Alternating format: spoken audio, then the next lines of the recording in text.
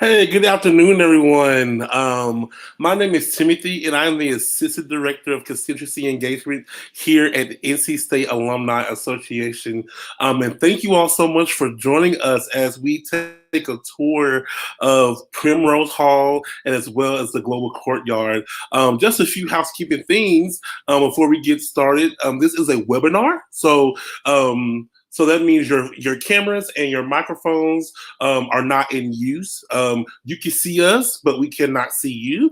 And so this is just a way for us to, one, better engage with you all, and to two, to keep down on the muting the microphones and things of that nature. But if you have any questions, anything of that nature, if you look down, if you are on the StreamYard, if you look down below your screen, you will see there is a button you can push to ask questions. You can click that button and type in your questions for us. Or if you are joining us live on YouTube, there's a column on the right-hand side of your screen where you can also type questions in there as well. So again, thank you all so much for coming in and joining us on this tour, and also thank you to David for being with us today to give us this tour. So without further ado, I would like to turn it over to David as he takes us on this journey and give us all the nostalgia that we can need with Primrose and also the newly Global Courtyard here at NC State. Take it away, David.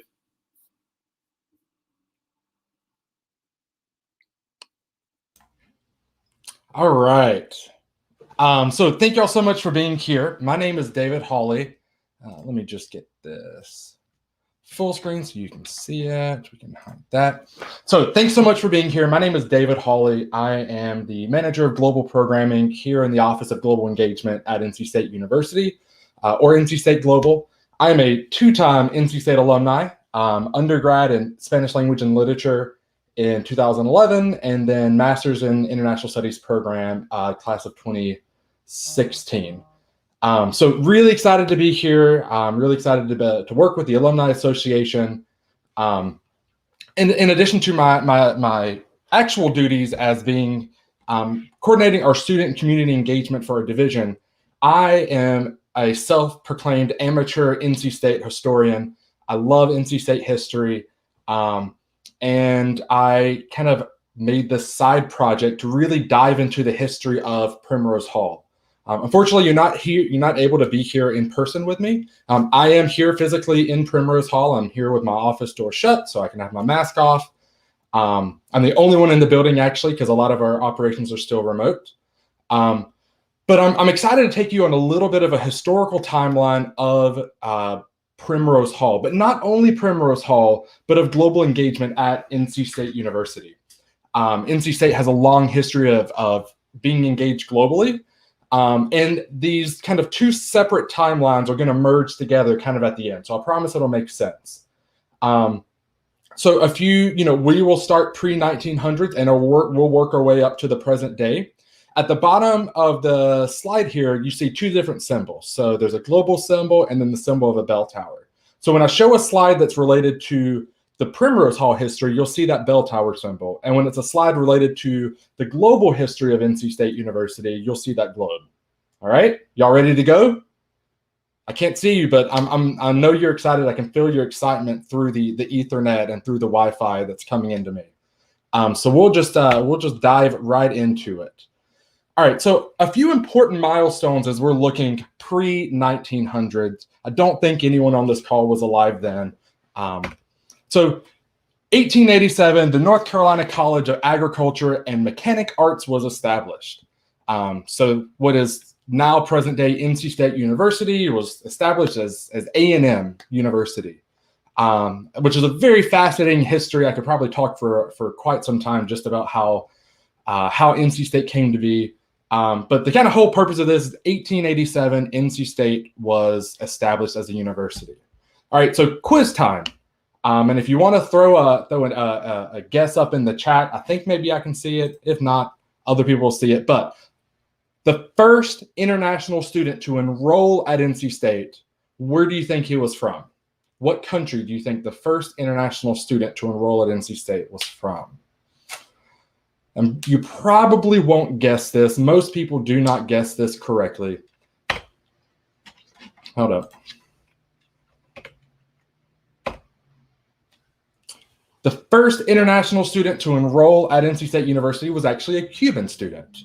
Jose Fabio Santo Trigo, all right, was the first student, and that's in 1892, right? So within 5 years of NC State being founded, we already had our first international student. He didn't graduate, so he wasn't actually the first student to the first international student to graduate from NC State, but he was the first international student to enroll. And as you can imagine, when he enrolled, there was no special facilities or services directly for international students. Those didn't come about until the 1960s. So a few years down the road, Primrose Hall, 1896, Primrose Hall was built.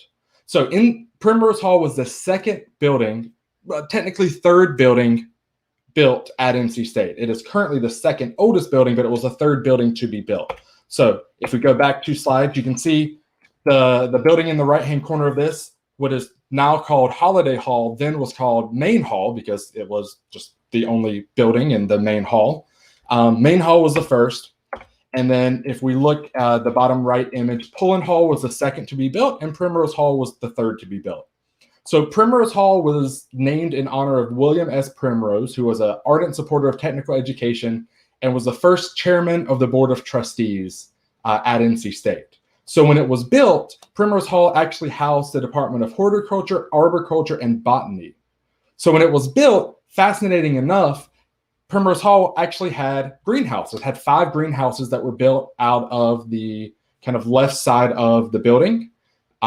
If you're not sure exactly where we're talking about, Hillsborough Street runs directly north of Primrose Hall. So this steeple thing faces where the bell tower is currently. So we're right kind of at the very corner of campus, right next to Holiday Hall. So Primrose Hall was constructed at a total cost of $3,750. I wish I could build a house for $3,750. Wouldn't that be great? That'll barely get you a front door. But it was built and quickly kind of became a kind of an icon of campus. So that's 1896. So my next question, and I'm pretty sure it's my next slide.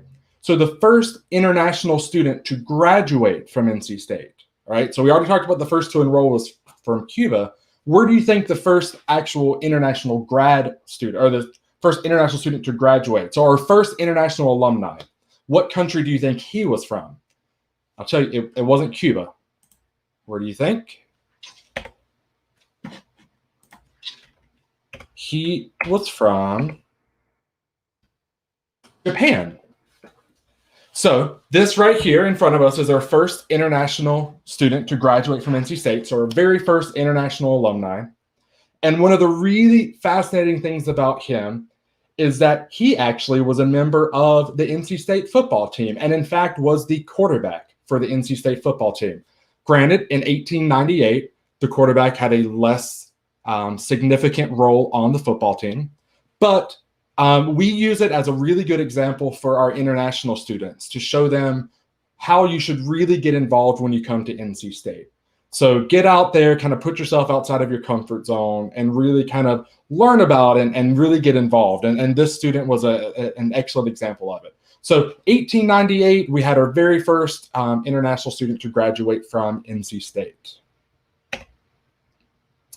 All right, so that takes us through the 1800s into the early 1900s.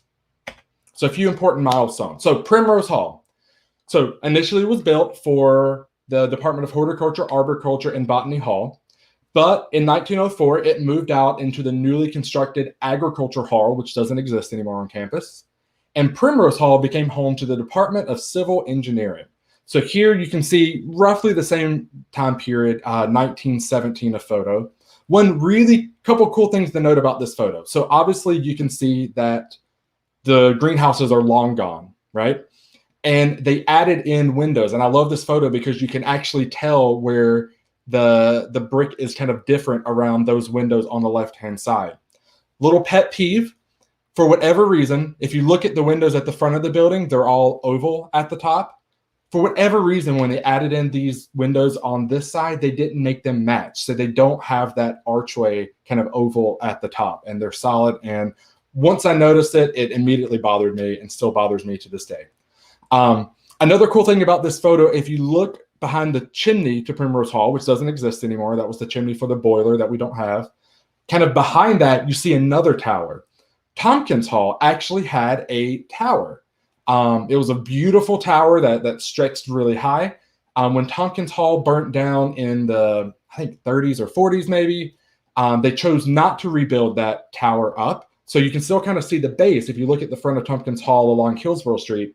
But they didn't rebuild it because they already had plans to build the bell tower. And they didn't need two different towers on campus. So 1904, the Department of Civil Engineering moves into Primrose Hall.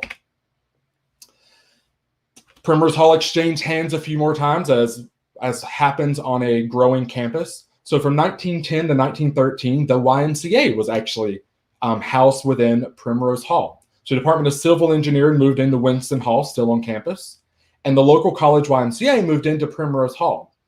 And then in 1913, a new building, the YMCA building, was built on campus spurred by a $20,000 donation from John D. Rockefeller, which I think is absolutely fascinating that one of the richest Americans in the history of this country donated funds to NC State to build the YMCA building, which also is no longer on campus. In 1916, the Student Cooperative Bookstore moved into the basement of Primrose, was established. So a little fun fact of trivia is, where was the first bookstore on campus? The basement of Primrose Hall, actually right here where my office is, in this side of the building. So that's kind of cool, over 100 years ago. So that takes us through the early 1900 to 1910. Jumping forward another decade. Military department occupies Primrose. I just kind of like this. This is what they this article says. But the military department in 1923 moved into Primrose Hall and was housed here. And I guess I should mention a little bit, and I meant to mention at the very beginning. So the history of Primrose Hall is very scattered, as you'll see. I don't know exactly when the military department moved in, and I don't know exactly when the military department moved out. Unfortunately, there isn't a clear timeline. What I did is I spent some of my free time, because this is just what I enjoy doing. I spent some of my free time scouring the Technician. So the Technician is the newspaper, the student newspaper of NC State, and has basically been the newspaper since NC State was founded. That pretty soon after, they established this newspaper. And the libraries and the historical archives, you can go online and search for it, but the university libraries actually has scans, and they're searchable scans with image word recognition software, and you can search for it. And so I spent quite a bit of time searching the word Primrose. And finding mentions like this one, where it says, an old engraving of Primrose Hall now occupied by the military department, and I have the date on there. So that's how I've actually pieced together this history of the building, especially this early history. So I'm sure there's things I'm missing out, and it's still kind of a work in progress. But if you're wondering where I got all this from, it was standing or reading and searching scans of the Technician newspaper just like this. Okay, so 1923, military department occupies Primrose. So in 1929, so roughly 30 years after Primrose Hall was built, it underwent its very first renovation. And the Department of Geology moved into the building.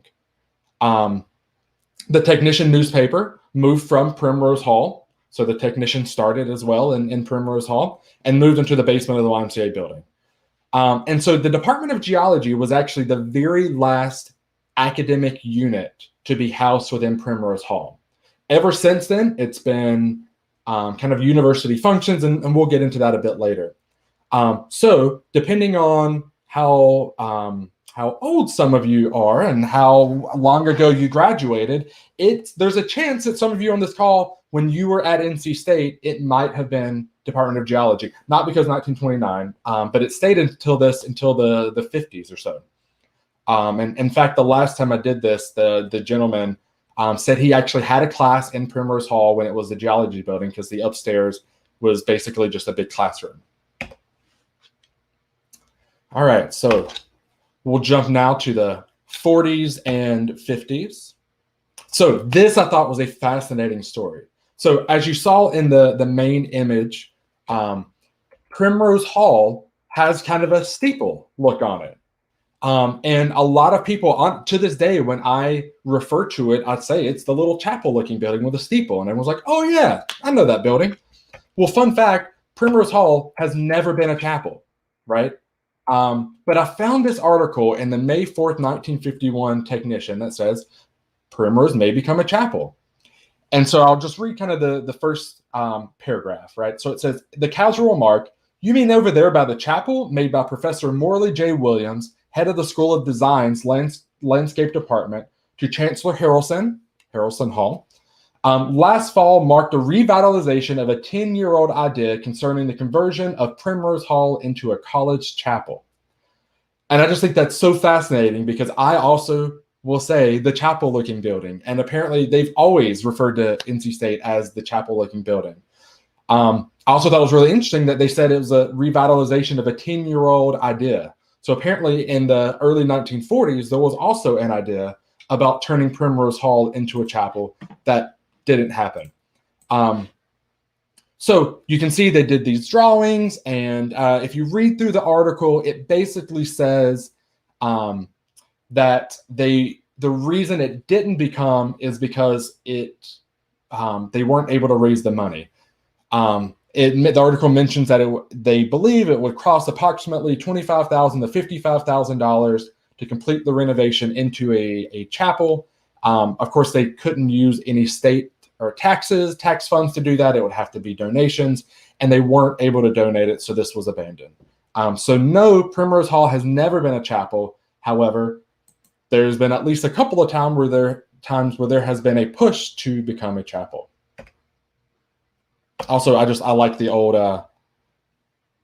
the old advertisement. In Raleigh, your Van Heusen dealer is Vogue. Here's another kind of cool thing from the global side, right? We haven't had a lot of global things in the past couple of decades. So hanging in the lobby of Primrose Hall is this gorgeous piece of artwork you see here on the right-hand side. This roughly measures 3 feet by 2 feet, so it's quite large.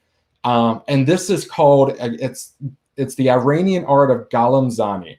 So Galaxani is the art of engraving and embossing elaborate designs, patterns, and shapes onto metals such as copper, silver, gold, and brass. And so this particular example was donated or given to the university by this student you see pictured here, Rafi Javed, who at least a year ago was still alive, and one of our Persian professors actually tracked him down in California and had a lovely conversation with him. So he was a student from Iran that came here to study in the 50s, 1953 to 1957, studied electrical engineering. And at some point in time after he graduated, he commissioned this piece and then gave it to NC State University, gave it to his department. Over the past 50, 60 years, 70 years, it changed hands. And when our office was moving into Primrose Hall, this was hanging in the main lobby of it. And everything else was being thrown away. And we grabbed this and like, well, this, without knowing the history, just knowing this looks amazing, this needs to make sure it's saved, put it in my office, and then started doing some research. And at the very bottom is where you can see his name is engraved, kind of the electrical engineering. And then I actually sent a copy of this photo over to one of the Iranian professors, who shared it with one of her colleagues that specialize in Iranian art and kind of pottery and different engravings. And she replied back that this was a museum quality piece of Galaxani, that generally you see this in smaller things like decorative trays or plates or vases or pictures, but something that this size and the intricacy, this would have taken months for a skilled artist to do. And it's just very appropriate that it now hangs in the lobby of Primrose Hall, which is home to the Office of Global Engagement. More on that in a minute. All right, I'm going to take a little water break.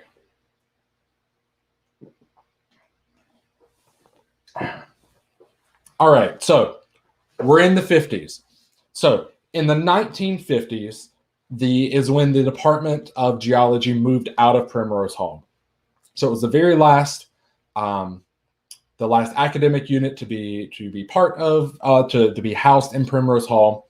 And in 1956, the Office of Personnel Services, which is now known as Human Resources, moved into Primrose Hall and would stay here until the 80s. So for most of you that are on this call, it's likely that when you were here at NC State, it was the Office of Personnel Services. So it's very likely that you probably never stepped foot in this building unless maybe you worked at NC State or had some kind of employment. But it was the Office of Personnel Services until the 80s. And again, here's a couple of photos.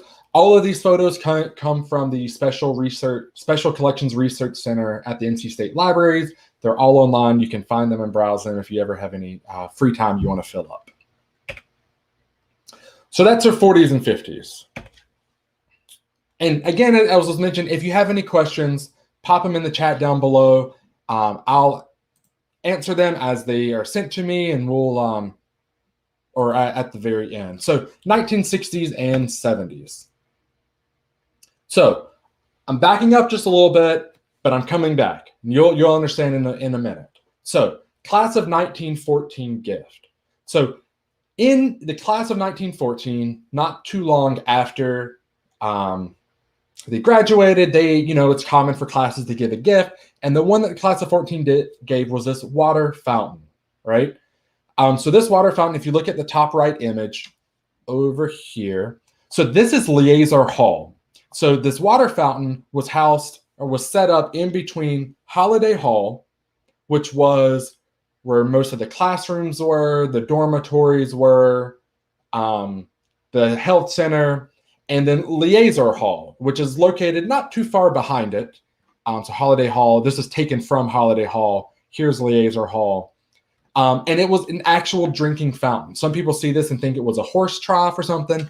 If you zoom in, and I have a couple closer photos, each of these four sides here, it's empty on it now, but each of these four sides was actually a drinking fountain for you to drink out of. And then there was a glass globe here that I guess acted as a light. I'm not exactly sure. But since Liaison Hall was the dining hall, this was a really popular, well-used drinking fountain. As you can see here at the bottom, all the paths kind of converged on this drinking fountain. We don't know a lot about this drinking fountain. We can't find anything about when it was given, exactly when it was set up. We've done a lot of searching. We don't know. And we don't know when this was moved. But we think we've narrowed it down to the 50s or 60s because this space underwent a big renovation to become what is now the Mary Yarborough Courtyard. So sometime in the 50s or 60s, this fountain was moved maybe 100 yards away to behind Primrose Hall. And it was in between Primrose Hall and Tompkins Hall. Didn't work. But one of the interesting things is when we moved it again, and I'll talk about this in a minute, we could tell it had been moved multiple times before because it was actually made on a base that you could kind of pick up. This base is about 3,000 to 5,000 pounds. So this has been moved multiple times, but we don't exactly know why and when and where. We just know that sometime starting in the 60s, it was behind Primrose Hall and became really a forgotten landmark at NC State. All right, so now getting back in a little bit more to the international side, right? So in the 1960s, the first international student office was created here on campus. So when the first international student matriculated in 1892, there were no special facilities or services for international students. But when the number of international students grew large enough, and then the student immigration regulations became so complex enough, the university formed an international student office as a unit within student affairs. It eventually then moved over to the graduate school and was housed underneath the graduate school. In 1968, NC State got its first dean of international programs. So in 1968, Dr. Jackson Rigney, who was a professor at NC State, also became NC State's Dean of International Programs, reporting directly to the Chancellor. And one kind of fun fact, NC State Global, the Office of Global Engagement, gives out 2 different global awards on campus. So one of which is our Outstanding Global Engagement Award, and it's giving out to 3 or 4 faculty and staff that have done kind of gone above and beyond promoting global engagement at NC State. And then our second award is called the Jackson Rigney International Service Award. And this is kind of your lifetime achievement award. We give out one each year, and that award is named in honor of Jackson Rigney, who was the first Dean of International Programs. And this award is, the award prize comes out of an endowment that was given by his family in his honor. So 1968, we got our first Dean of International Students. All right, so 1965, Pullen Hall fire. And the reason that I bring this up, I think you can see kind of on this next slide. So Primrose Hall, this little building right here, Pullen Hall, our next door neighbor. So in 1965, the original Pullen Hall, because now there's another building on campus called Pullen Hall, but the original Pullen Hall, which was built in 1903, adjacent to Primrose Hall, and it in 1965, a student arsonist set fire to the building, completely destroying it, and the building was not rebuilt. Here you can see a picture of this fire. It's likely that people on this call may have been students on campus whenever this building caught on fire. And it's possible that whoever this mystery student arsonist could even be on this phone call right now. If you could just identify yourself in the chat, just so that we can finally solve this riddle, I would appreciate this. Or if you have any memories of that, feel free to add that in. I'd love to read that. But the building was never rebuilt, and now that space is a parking lot, and it's where I park every day whenever I come into work. So it would have been great to have the building, but also the parking spot is kind of nice. But yes, 1965, the next door neighbor building burnt down. All right, so 1969, Primrose Hall underwent its second renovation at a cost of $58,000. So $3,750 to build it, not adjusted for inflation, of course. Air conditioning was added to the building.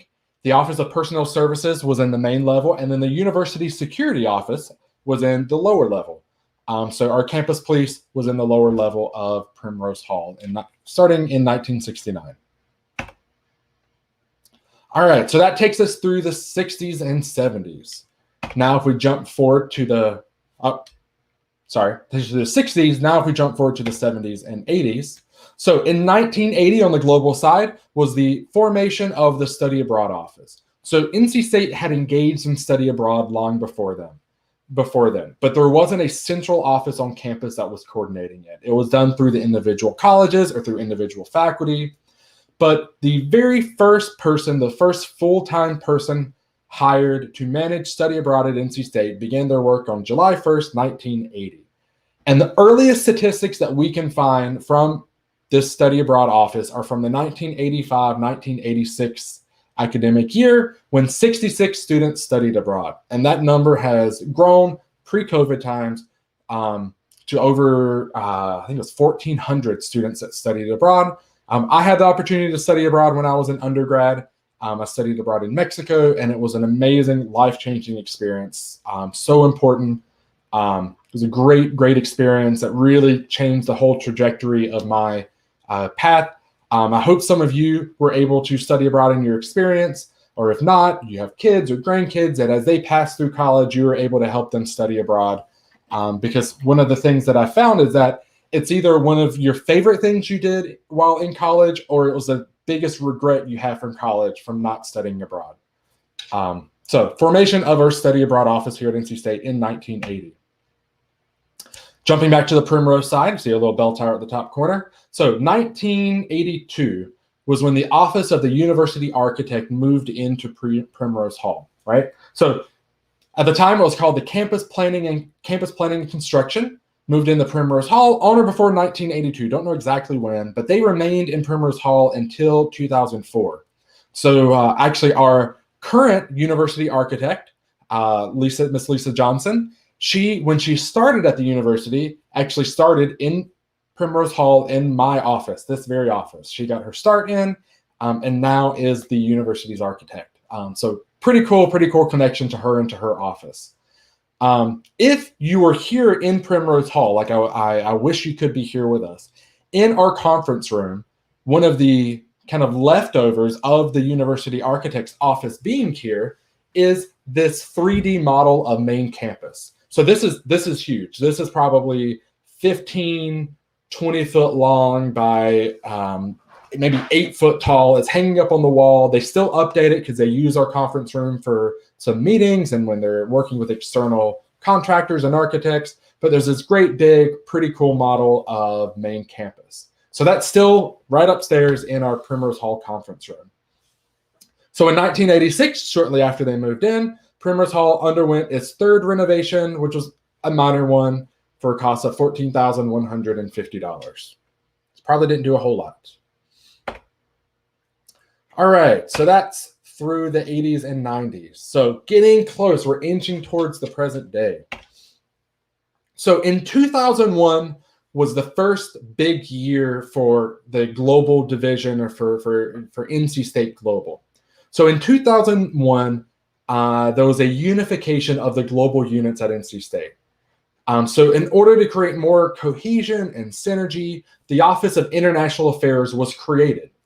It was a small office, and it was created bringing in the Study Abroad Office, which was under Student Affairs, and the Office of International Services, which was under the Graduate School Academic Affairs, and bringing them into one central unit housed underneath the provost that's meant to serve all campus. So the Office of International Affairs wasn't housed within any colleges, wasn't within DASA. It was underneath the provost, kind of like the libraries, because their mission was to support all students on campus. So the Office of International Affairs was charged with promoting global perspectives into all functions of teaching, research, and extension engagement, and it strengthens the university's international presence in a global society. So in 2007, Dr. Bailan Lee was appointed to be the Vice Provost for International Affairs. So back to Primrose Hall. So 2004 to 2016, the University Real Estate Office moved into Primrose Hall. So the Office of the University Architect, who was in Primrose Hall, moved into the newly constructed Admin Services 3 building, and then the University Real Estate Office moved into Primrose Hall, but they're all within the same kind of division, right? But Real Estate Office moved in. So when I was a student here at NC State, it was a Real Estate Office. In 2016, the offices of the Centennial Campus Development, so kind of Centennial Campus's Real Estate Office, and the University Real Estate Office were consolidated into one office called the University Real Estate Operations, and they relocated all of their operations to Centennial Campus. So they moved out of Primrose Hall. And Primrose Hall actually sat vacant for over a year. It was used as like a swing space, but it sat vacant for quite some time. Back to the global side, in 2014 was a big year for NC State as well, because NC State was the recipient of the Senator Paul Simon Award. So the Senator Paul Simon Award for Campus Internationalization is presented by NASA, the Association of International Educators, and the award recognizes universities that are making significant progress towards campus internationalization. So it's a really, really big honor. Only a couple of universities around the country receive this award every year, and in 2014, NC State was recognized with this very prestigious award. So in 2017, Primrose Hall underwent its probably largest renovation to date. As you can see in the photos here, it wasn't a gut job completely, but new floors, new ceiling, new tile, new HVAC. The asbestos abatement was done from the downstairs area where my office is, so I'm especially appreciative of that. New restrooms, new lighting, about a $250,000 renovation, an 8-month renovation in 2017. Also in 2017, to better position NC State for increased global engagement, collaborations, and alignment with the university's strategic plan, the Office of International Affairs went through a number of changes. The most significant is a name change from Office of International Affairs to Office of Global Engagement. And physically, the office and its core staff moved into Primrose Hall. So Dr. Bailin Lee was also appointed as Senior Vice Provost for Global Engagement and is the university's Chief International Officer, and is still to this day. So that's when that's the office that I am currently in, the Office of Global Engagement. It's a little confusing because we have office in our name, but it's easier to think of it as a division of global engagement because our office oversees all of the global activities that NC State does. And I'll talk a little bit more about that in a minute. So 2017. So we have caught up almost to present day. But I'm going to take a little sidebar here and talk about the NC State Global Courtyard. So you've seen the photos of Primrose Hall. Very, very pretty building, great landscaping. If you were the one taking this picture now, if you turned around, the bell tower would be right behind you. You've seen how pretty it is through there. It was gorgeous. When we moved in, the view out of those front windows, it looks right onto the bell tower. It's great. Unfortunately, when we moved in, the view out of the back of Primrose Hall was not so great. It was this dirt patch that couldn't grow anything because of all the trees and the shade. You can see Tompkins Hall. That view to me is just gorgeous with all the windows, so pretty. They also had to overlook this terrible space. So on the photo of the right, that's actually taken from the third floor of Tompkins Hall. So you can see on the photo on the right, you can see Primrose Hall right here. You can see the bell tower here in the background. This is the Loft Hotel. That's Hillsborough Street, just to kind of situate. And right in the center of this was that class of 1914 fountain. Had a couple shrubs around it, but really was just forgotten about. You can barely even tell that it's there in this image. So we had this idea, because Primrose Hall, it's great, but it's tiny. Our conference room can seat 12 around the table seated and 12 outside of it, but we don't have any programming or any activity space to bring people together for kind of cultural interactions.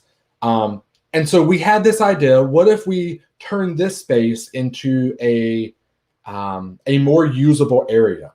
And before I go from this slide, I want to point out just something that's pretty cool that you might hear about in the future with these events. But there's two really special things in this picture. So NC State has about a dozen trees that are called heritage trees. So these are trees that are older, that are more significant to campus, that facilities just takes a little bit more care of. So there's about 12 of them on campus, and 2 of them are in this photo. So the first is this pecan tree. I'm from the eastern part of the state, so we call them pecans. So we have this pecan tree that's right here in the center. And then off here, just to the side, it's hard to see in this photo, is an Osage orange tree.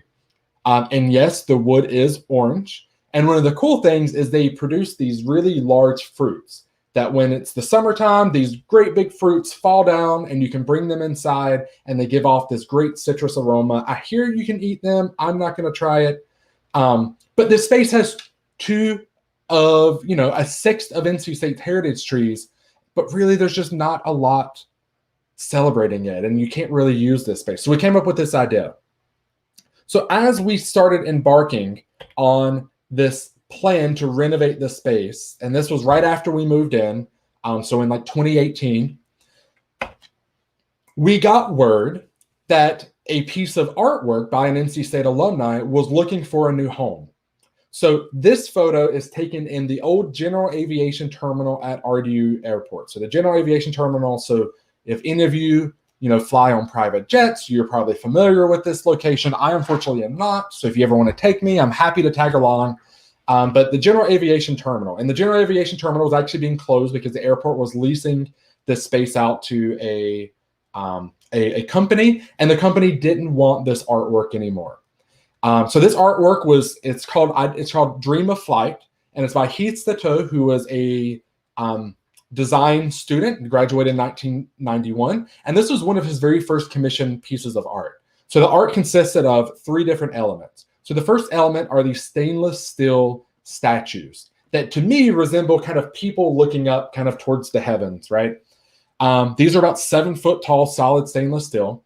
The second piece is the globe that's in the terrazzo. And then the third piece is this mobile that hangs from the ceiling. So he was looking for a home for it. Unfortunately, the mobile, just because of it, couldn't be packed up and unfortunately had to be discarded.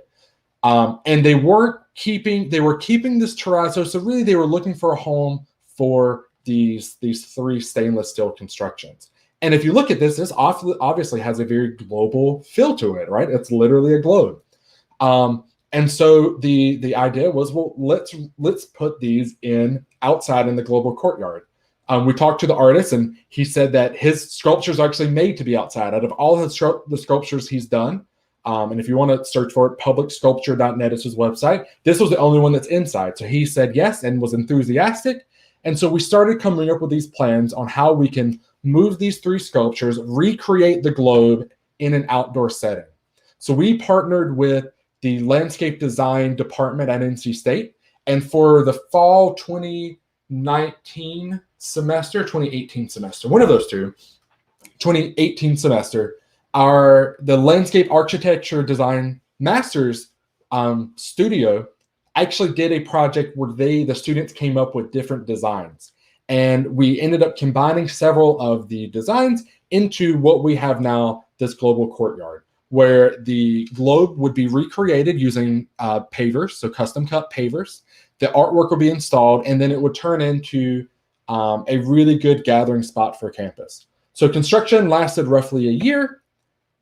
But as part of that, one of the things that you'll notice is, where's the class of 1914 fountain? As we were doing this, we kind of decided that we needed to relocate this fountain.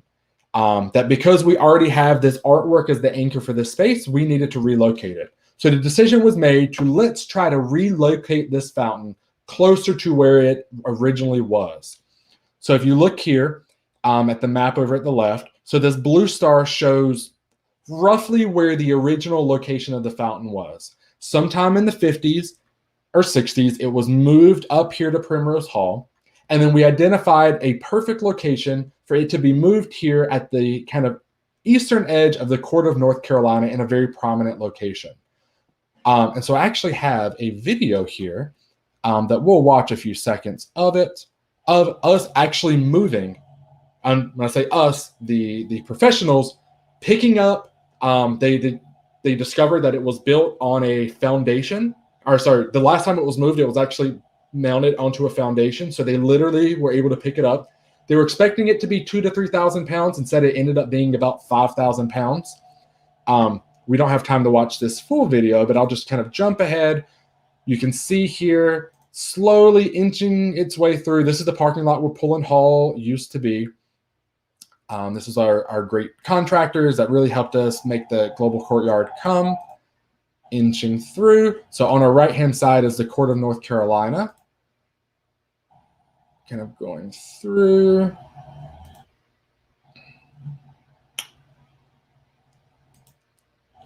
It was a very slow process, and it was eventually put in.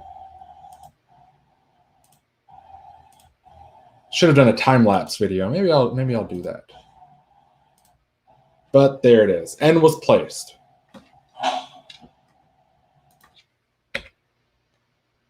And now it actually it looks amazing, and if you look at it, you would think it's always been there. So if you stand at the top of the Court of North Carolina at the steps in front of the 1911 building, and if you look all the way east towards the bell tower, right on the other side, you see this fountain. And a little fun fact about, if you look these pavers here that are around it, this is actually stone from the bell tower. So the bell tower is currently under renovation, almost finished.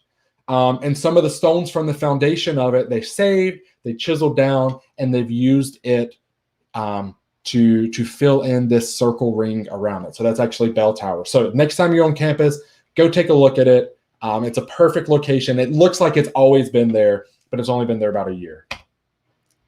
So after about a year of construction, the Global Courtyard was finished, and it looks phenomenal. This photo was taken right before they put chairs. So now there's seating for, I think, about 20 different people spaced out with social distancing around there.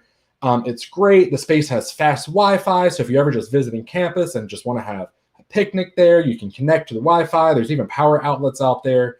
And it's just become now a really amazing space that you can see from Hills. So this photo is taken from Hillsborough Street. You can see Primrose Hall on the left, Tompkins Hall on the right. And it's just a great and amazing space. Unfortunately, the dedication of the space was supposed to be March 26th. It was supposed to be tomorrow, a year ago tomorrow. And because of COVID, it didn't happen. But we are hoping that this dedication will happen this November, which is International Education Month on campus. We'll just do it a little bit delayed. So there's the Global Courtyard. You can see those sculptures fit amazing there by NC State alumni Heath Satow. It's really just an amazing space on campus that really kind of showcases the importance of global and being globally engaged on campus. So that's our Global Courtyard. So just taking it to kind of present day, and I will preface that all of these numbers are pre-COVID, because COVID has definitely affected a lot of what we've done. But now the Office of Global Engagement, 8 units and 2 initiative with 65 full-time staff. In 2016, 2017, we had over 1,600 students that studied abroad, giving out over $500,000 in scholarships and over 4,000 international students. And you can see these are the different units. So study abroad office, international services, intensive English program. One cool thing that if any of y'all are local, you might be interested in, NC State has a passport office where you can actually come to campus. You can make an appointment, come to campus, and get your passport made and your photos made right here on campus. It just moved into Tally Student Union, so it's right kind of across from where the bookstore is. So just give it a quick search, NC State Passport Services. If you need a passport, it's open to the public. So a lot of really amazing things that we do. So if we're looking forward, it has been a very difficult year for global engagement at NC State. Study abroad was canceled. Our students weren't able to study abroad. International students, those that didn't have visas, weren't able to get visas and come here. And then those international students that were here have been experiencing a lot of financial difficulty. So one of the really big things that we're focusing on is increasing our funding. So yesterday was the day of giving. I'm sure you got lots of emails as I did. And we were really successful in supporting our study abroad students and our international students. So if you feel compelled to give to either of these, you can go to our website, global.ncsu.edu. So global.ncsu.edu.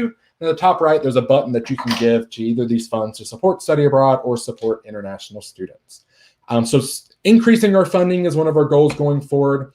Another goal is that we hope to have in the next maybe decade is a global home to unify. So all of those units I showed before are spread out. You can see on this map, we're spread out all across campus. And so really uniting us into one central location. And part of that will be happening soon. Page Hall, right on the court of North Carolina, the southwestern edge. In 2 years, will be home to the Study Abroad Office and the Office of International Services. So that's kind of an exciting thing. But moving forward, that's one of our big goals is creating a future global center on campus. So there you have it. There is this historical timeline taking you from all the way from 1887 when NC State University was founded all the way into 2021 with us looking forward to it. I know you've gotten a lot of information, but hopefully you've learned a little bit more about Primrose Hall and you've gotten a little taste into the building. As well as the history of global engagement at NC State. NC State is kind of a global powerhouse, and a lot of people don't recognize that. With over 4,000 international students, we have the largest international student population of any university in North Carolina. In fact, if you add up Duke and Carolina and combine their international student population numbers, we still have more than them. And something that we're really proud of. We have students and faculty and staff from over 120 countries around the world. And so we actually have the most globally diverse campus in North Carolina. So we're really proud of that. I was really happy to be here with y'all. I'm happy to take any questions. So if you have any questions, feel free to put them into the chat box, and I'll be happy to answer them as best as I can. Otherwise, I'm really thankful for this opportunity to talk with you today. Be on the lookout. Check our website, global.ncsu.edu, or if you use social media, you can follow us on the social media NC State Global. Because this fall, we're hoping to be back to normal and doing a lot of different events and programs on campus, and they're all open to the public. We'll be re-releasing our global film series on campus where you can watch international films. So definitely go check us out. You can sign up for a newsletter on our website, and we'd be happy to have you join us this fall once we're all vaccinated here on campus. And that's all that I have. I'll turn it back over to Timothy. Thank you so much, David. We really appreciate you for doing this for us. So yes, at this time, if we have any questions that you all would like to ask, please feel free to put those in the chat. Again, if you are on if you're on the streaming service, there's the virtual streaming service, your question box will be at the bottom below your screen, and if you're on YouTube, it'll be to the right of your screen. So so thank you so much to Betsy. Ross, she said, wow, what a terrific virtual tour. Lots of interesting history. Thanks so much. So cool shout out to you for sure. It was a great tour. I know I've learned a lot not being an NC State alum. I feel like I know I can talk about these things now.